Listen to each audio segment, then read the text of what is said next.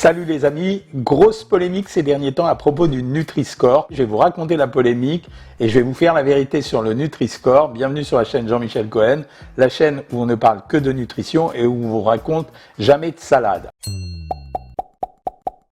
Le Nutri-Score démarre à un moment où l'obésité augmente terriblement dans le monde, c'est dans les années grosso modo 2002, où on voit le pic de l'obésité monter et on se met à accuser l'ensemble de la nourriture qui est produite, dite industrielle, parce que nos achats seraient sous la dépendance de la publicité et nous forceraient à consommer des aliments super transformés dont nous ne connaîtrions plus les valeurs nutritionnelles, etc.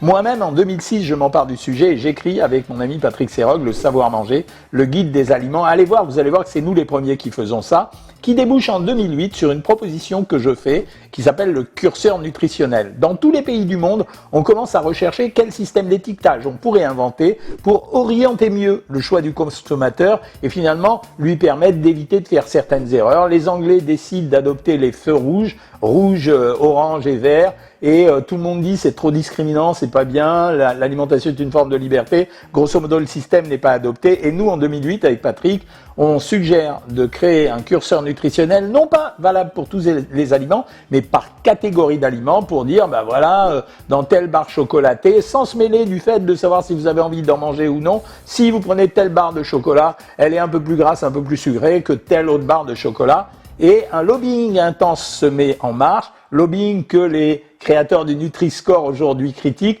pour dire « Oh non, c'est pas parfait, mais en réalité, c'est des histoires de jalousie entre scientifiques. » Bon, finalement, nous, avec Serog, on s'en fiche un peu, c'est-à-dire qu'on dit c'est pas très grave du moment qu'il y a un outil. Et le Nutri-Score arrive. Le Nutri-Score, ça marche comment?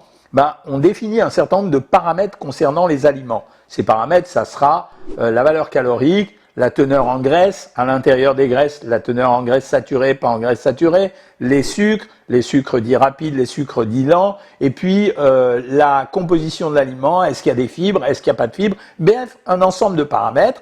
Une fois qu'on a ces paramètres sur un aliment, on les met dans un ordinateur, on croise l'ensemble de ces paramètres et on arrive à trouver des aliments qui contiennent plus ou moins bien de telle ou telle substance qui renforce la qualité nutritionnelle d'un aliment ou non. Sauf que nous, avec Serog, on avait dit qu'il faut le faire par catégorie d'aliments. Pourquoi? Parce qu'il ne faut pas stigmatiser la nourriture. Ça veut dire aucun d'entre nous n'ignore que la pizza apporte plus de calories que la choucroute, je crois, ou que le chocolat est plus riche qu'une pomme. Donc ça, on le sait, on n'a pas besoin de le faire. Mais non, les gars qui inventent le Nutri-Score, pour eux, c'est tout pareil. Ça permettra quand même de comparer les catégories de produits entre catégories de produits et on crée le Nutri-Score. Réaction de l'industrie et réaction du gouvernement. L'industrie est vent debout contre ce système parce qu'elle dit, attendez, nous on fabrique des aliments, on les fait au meilleur goût du consommateur, on essaye de les faire sains mais au meilleur goût du consommateur. Dès que vous allez nous mettre une étiquette, un estampillage feu rouge ou comme dans le cadre du Nutri-Score, notre produit il est mort, donc nous, pas question qu'on joue à ce jeu-là, sauf si on nous y oblige. Le gouvernement lui répond, l'industrie agroalimentaire est super importante pour notre pays, elle emploie des tas de gens, elle nourrit les gens, etc. Pas question de créer une discrimination, parce que si on se met à stigmatiser des aliments, finalement tout le monde va manger pareil. Si on dit que tout le monde doit manger feu vert ou A, tout le monde va manger le même aliment, donc il n'y aura plus d'industrie agroalimentaire, il y aura du chômage, et puis nous on perdra le goût, quoi, surtout. Donc à partir de ce moment-là, le gouvernement décide que ce système est facultatif, libre aux industriels de l'utiliser ou non, et les industriels sont ravis, et le consommateur, lui, il est paumé dans cette histoire ABCDE, et grosso modo, que va faire l'industriel? Celui qui a un logo A, il va mettre le A, celui qui est E, vous croyez qu'il va mettre le E? Bien sûr, il va dire, oulala, moi je vais pas mettre produit E, parce que des fois que le mec, il voit produit E, il va pas acheter mon produit. Donc finalement, c'est un système qui sert à faire de la promotion alimentaire pour certaines gammes de produits. Le système de paramétrage qui incorpore l'ensemble des aliments aboutit à un comparatif qui devient délirant. Le Nutri-Score, polémique. Ces gens disent, mais vous rigolez, vous venez de nous dire que vous comparez le Roquefort au Coca et vous les mettez dans la même catégorie. Ils disent, vraiment, le Roquefort et le Coca, c'est pas la même chose. Le Roquefort, c'est quand même un produit laitier, un fromage qui a une origine en plus artisanale, une partie de l'histoire de notre pays. Et vous nous mettez ça avec le Coca-Cola. Mais ça va pas, les gars. Et ils ont raison. Franchement, ils ont raison. Les gars du Nutri-Score répondent deux choses en disant oui, mais il n'y a pas beaucoup d'aliments, pour qui c'est ça, donc c'est pas si grave que ça. Et ils disent ce truc que je vous lis, non, la finalité du Nutri-Score est de fournir aux consommateurs une information en valeur relative, hein, pas absolue, qui leur permet en un simple coup d'œil de pouvoir comparer la qualité nutritionnelle des aliments, ce qui est déjà très important pour orienter leur choix au moment de l'achat. Mais c'est super hypocrite de dire un truc comme ça. D'abord, il ne faut pas dire c'est de fournir au consommateur une information. Le consommateur, soit il vous fait confiance, soit il ne vous fait pas confiance.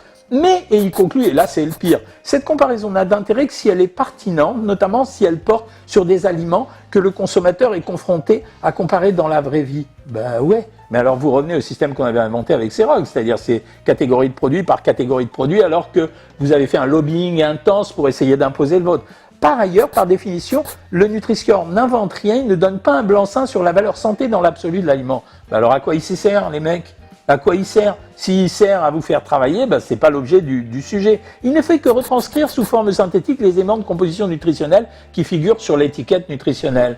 Ben, ok, ben, alors on n'a pas besoin de vous, dans ce cas-là, améliorer l'étiquetage nutritionnel et ne faites que ça. Ce qui fait qu'on aboutit à certaines aberrations et qu'on est conduit finalement, si on est observant de ce système, à n'acheter que des produits de la catégorie A, à condition que ça soit étiqueté, parce que quand ils ne sont pas étiquetés, je ne sais pas ce que ça va donner, et en même temps, vous nous dites que c'est relatif, donc c'est un salmigondi de trucs qui finalement n'apportent pas grand-chose, et aujourd'hui seulement 5% des aliments sont étiquetés, donc ce système ne fonctionne pas. L'alimentation reste une liberté, donc ça signifie que ça doit prendre en considération les habitudes de consommation. Ben ouais, je peux manger du chocolat, je m'en fiche de manger une demi-tablette de chocolat une fois par semaine si j'en prends pas tous les jours. Ben ouais. Je peux boire également un verre de Coca-Cola si j'en ai bu un dans la semaine. Donc, et tout ça, ça prend pas en compte ce système de consommation. Donc, on navigue dans l'absurde. Alors moi, je vais vous dire, le meilleur indicateur pour savoir ce que sont les aliments, c'est la valeur calorique du produit. En réalité, elle vous définit très rapidement le taux de graisse qu'il y a à l'intérieur.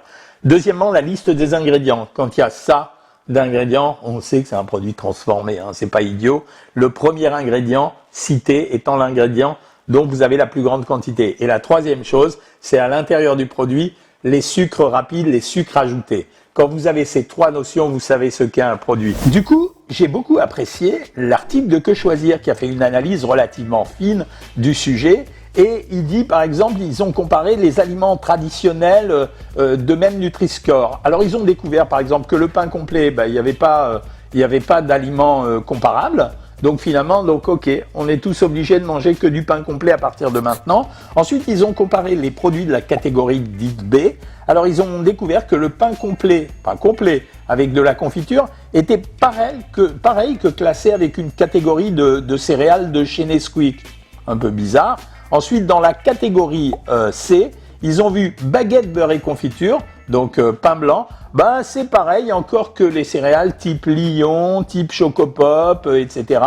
Ils ont vérifié que le croissant au beurre, c'était la même chose que les Frosty Flakes, que les trésors de chez Kellogg. Non mais, le croissant au beurre, comparé en Nutri-Score, D, entre les trésors et le croissant au beurre. Vous trouvez qu'il y a une cohérence là-dedans, mais vous trouvez qu'il y a une cohérence de comparer un croissant au beurre avec des céréales trésors. Et en plus, les céréales trésors, je veux dire, on sait bien qu'elles sont consommées normalement avec du lait, donc c'est absolument pas comparable. Et dernière chose, la gaufre sucrée, les amis, interdicto. C'est classé D au même titre que les BN qui n'ont pas évidemment la même faveur que les autres. Je suis assez d'accord avec l'article de Que Choisir parce que dans la mesure où ils ont loupé leur cible, ça oriente pas vraiment le consommateur, la preuve c'est que tous les produits sont pas étiquetés. Deuxièmement, il y a une confusion totale entre tous les produits. Et la deuxième chose, c'est que ça viserait à réguler complètement la nourriture, c'est-à-dire qu'on aurait le droit de manger certains aliments et pas d'autres aliments. Alors même si leurs intentions n'étaient pas celles-là, c'est la compréhension du consommateur qui fabrique la valeur du logo. C'est la compréhension du consommateur. Donc c'est pas la peine de dire oui, ça marche, mais ça marche que pour faire ci ou pour faire ça. Nous, quand on veut utiliser ce genre de choses, on l'a compris comme tel. Les bons aliments, les mauvais aliments, ils peuvent raconter ce qu'ils veulent. C'est comme ça que ça se passe. Le pain complet et le pain blanc. Alors le pain blanc, il est catégorie B. Le pain complet, il est catégorie A. Alors je prends quoi? Je prends le A ou le B? Les gens vont prendre le A. Mais si j'aime pas le A, je prends le B. Mais si je prends le B, je vais culpabiliser. Donc c'est stupide. Après, autre exemple aussi stupide. Là, il n'a pas été cité par les autres articles. On regarde. La danette, la fameuse danette qu'on donne aux enfants, vous remarquerez que le pot est petit d'ailleurs. Il est classé C, donc ça veut dire qu'ils n'ont pas forcément pris en compte la teneur, le poids d'un produit. Et l'Activia, il est classé B. Ah, pourquoi B? Pourquoi pas A? Pourquoi B, Activia? c'est un produit laitier fermentier qui de surcroît est à 0%. Non, mais c'est l'appareil qui a dû se tromper. Alors, il y en a une énorme surprise, hein. Les conserves de légumes sont classées, elles sont classées A. Mais est-ce qu'on s'est inquiété du taux de sel dans les conserves de légumes? 0,46 grammes, 8% des apports journaliers. Donc non, c'est pas correct non plus. Et les œufs, alors là j'ai pris des œufs, alors c'est des œufs bleu, blanc, cœur. Alors j'espère qu'ils sont classés A. Ouais, ils sont classés A. Ok, ils sont classés A, ils sont classés comme le coca sans sucre, hein. Donc félicitations. Donc voilà pourquoi le Nutri-Score, c'est un truc qui est précurseur probablement de quelque chose qui devrait arriver. Le problème des applications, c'est quoi? C'est qu'ils ont utilisé pour apprécier les produits le Nutri-Score, dont je vous souligne l'intérêt tout à fait relatif, et eux ils ont complété, parce qu'ils étaient vraiment impliqués dans le sujet, avec les additifs, l'impact sur l'environnement, etc. Si bien que vous aviez ça à manger auparavant, un choix alimentaire comme ça, le Nutri-Score il vous met là, et avec les applis vous êtes là. Franchement les gars, la vie, c'est pas que manger la perfection, d'autant plus que c'est pas ça qui va vous garantir de pas passer sous une bagnole ou d'attraper un cancer qui, je le rappelle, est quand même aléatoire d'après les dernières études du Lancet.